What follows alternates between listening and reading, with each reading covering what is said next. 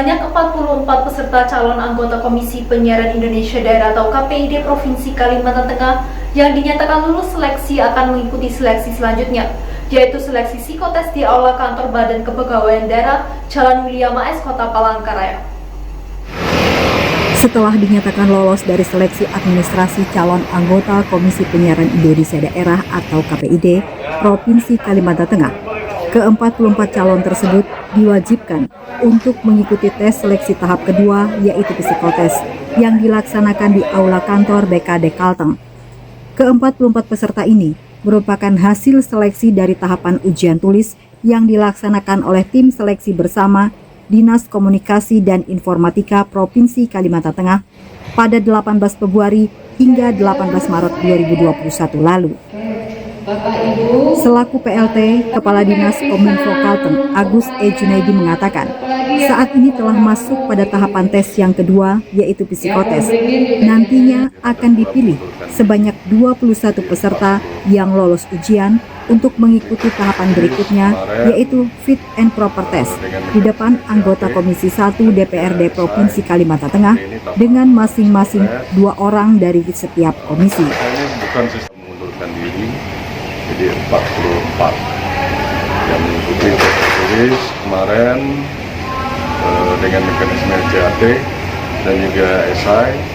Hari ini tahapan psikotes. Ini bukan sistem gugur ya, jadi nanti nilainya akumulatif. Nah, setelah selesai di Pansel masih ada tahapan esok lagi sama Sabtu itu tahapan wawancara. Nah, setelah itu baru ditetapkan peserta yang akan memasuki tahap berikutnya, itu di DPR fit and proper test. Itu jumlahnya 3 kali 7. 3 kali 7 itu berarti 21 orang yang akan diantar ke DPRD Provinsi Kalimantan untuk mengikuti fit and proper test.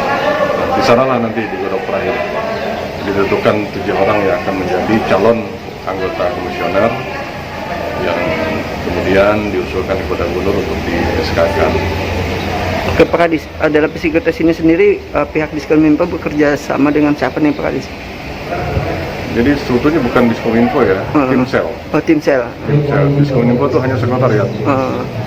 Jadi Timsel ini independen ya, dari pihak pemerintah 1 orang, kemudian akademisi, ada tokoh masyarakat di dalamnya. Jadi kalau terkait administratif aja, urusan berkas dan sebagainya, yang lain-lain Timsel semua. Agus juga berpesan kepada para peserta yang lolos ujian tes psikologi dan ujian lainnya untuk mempersiapkan diri dengan baik melalui presentasi visi dan misi program, serta membuat paparan yang bagus dan menarik ketika mengikuti fit and proper test nantinya. Gambar proses dari tes yang kami terima pada hari ini adalah bagaimana sosok dari kepribadian kami sendiri, bagaimana bisa membuat gambar apa yang kami dapat dan kami alami selama ini bisa kami aplikasikan dalam bentuk sebuah gambar. Jadi proses hampir 2 tahap identik dengan gambar. Gambar itu adalah bagaimana kami bisa merefleksikan proses dari kehidupan kami selama ini bisa dinilai dengan sebuah gambar tersebut. Demikian.